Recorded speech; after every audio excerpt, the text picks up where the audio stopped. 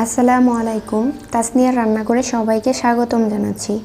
আশা করছি সকলেই আল্লাহর রহমতে অনেক ভালো আছেন। আজ আবারও হাজির হয়ে গেলাম নতুন একটি রেসিপি নিয়ে।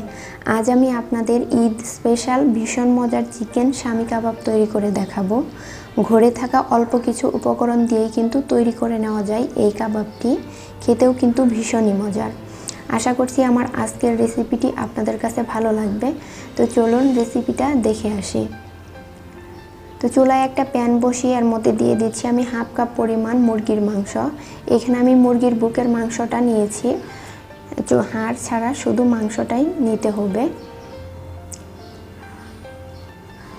তো এর মধ্যে দিয়ে দিচ্ছি হাফ কাপ পরিমাণ ছোলার ডাল।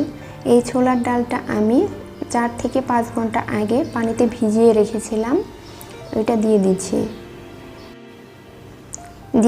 একটা তেজপাতা মাঝখান থেকে ছিঁড়ে, আর দিয়ে দিচ্ছি 2টা কাঁচামরিচ, 2টা শুকনো মরিচ, আরও দিচ্ছি 2 টুকরো দারুচিনি, 2টা এলাচ, 4টা লবঙ্গ আর 6-7টা কালো গোলমরিচ। আর দিয়ে দিচ্ছি একটা মিডিয়াম সাইজের পেঁয়াজ কুচি, 1 চা চামচ রসুন বাটা, 1 চা চামচ আদা বাটা, 1/4 চা চামচ মরিচের গুঁড়া, 1/4 চা চামচ হলুদের গুঁড়া, হাফ চা চামচ ধনিয়া গুঁড়া, হাফ চা চামচ ভাজা জিরার গুঁড়া, হাফ চা চামচ গরম মশলার গুঁড়া, হাফ চা চামচ লবণ, আর সবশেষে দিয়ে দিচ্ছি 2 কাপ পরিমাণ পানি। এখন একটা স্প্যাচুলা দিয়ে ভালো করে নেড়ে চেড়ে পানির সাথে সব কিছু ভালো করে মিশিয়ে নিচ্ছি। মিশিয়ে নেওয়া হয়ে গেলে একটা ঢাকনা দিয়ে ঢেকে দিয়ে দিচ্ছি, আর চুলার আঁচটা বাড়িয়ে দিয়ে এটাকে আমি সিদ্ধ করে নিচ্ছি।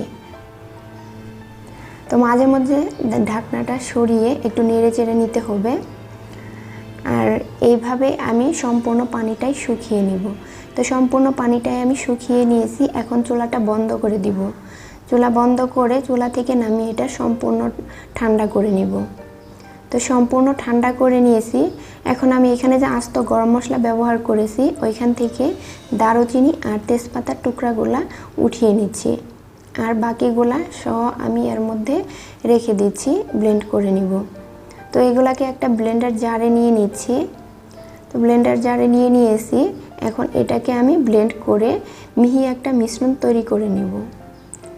তো মিহি একটা মিশ্রণ কিন্তু আমি তৈরি করে নিয়েছি। তো এখন একটা বাটিতে ঢেলে নিচ্ছি।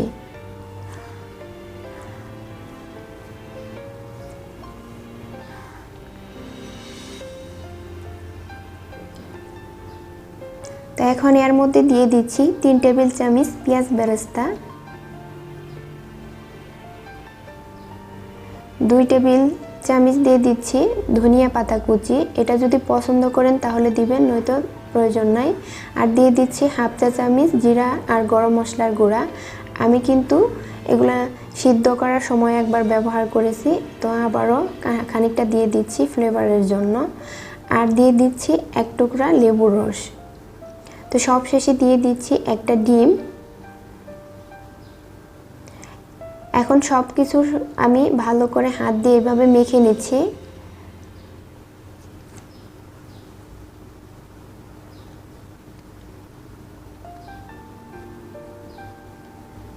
তো এই পর্যায়ে আমার মনে হচ্ছে যে মিশ্রণটা অনেকটাই নরম হয়েছে, এই জন্য এর মধ্যে দিয়ে দিচ্ছি 2 টেবিল চামচ ব্রেড ক্রাম্বস। তো এখন আবারও ভালো করে মাখিয়ে নিব।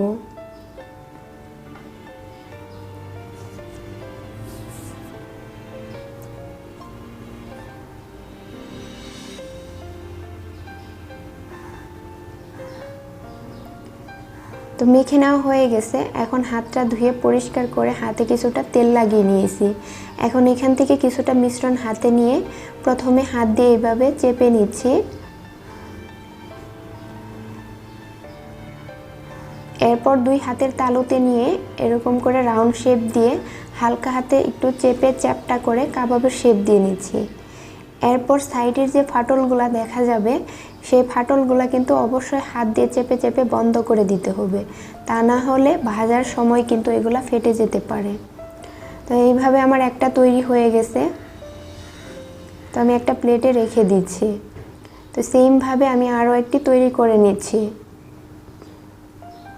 তো আমার আজকের এই কাবাবের রেসিপিটি যদি আপনাদের কাছে একটু হলেও ভালো লেগে থাকে তো লাইক কমেন্ট শেয়ার করতে ভুলবেন না। আর চাইলে আমার চ্যানেলটি সাবস্ক্রাইব করে পাশে থাকা বেল আইকনটি ক্লিক করে দিতে পারেন। এতে করে আমি চ্যানেলে নতুন কোনো ভিডিও যখনই আপলোড করব তার নোটিফিকেশন আপনাদের কাছে পৌঁছে যাবে।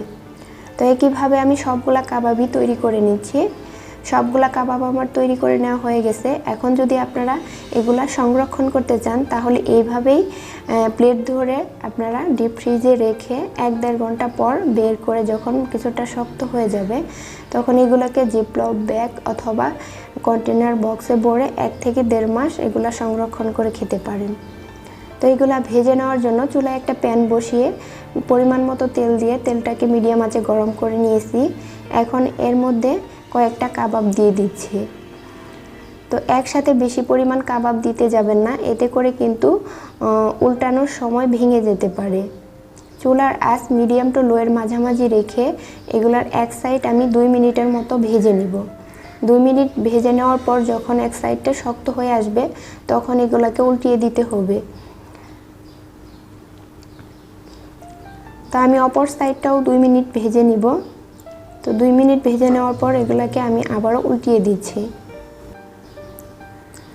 তো 6 থেকে 7 মিনিট সময় নিয়ে এগুলাকে আমি ভেজে নিয়েছি। আর কিছুক্ষণ পর পর এভাবে উল্টিয়ে পাল্টিয়ে এরকম সুন্দর একটা কালার করে নিয়েছি।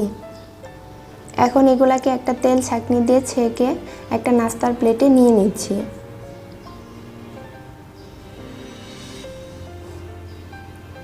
তো আমি পরিবেশন করে নিয়েছি।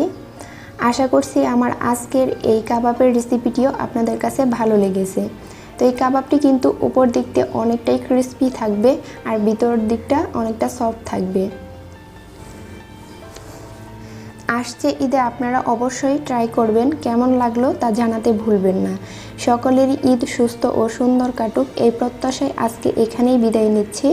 দেখা হবে আমার পরবর্তী নতুন কোনো রেসিপির সাথে। ততক্ষণ পর্যন্ত সবাই অনেক ভালো থাকবেন, সুস্থ থাকবেন।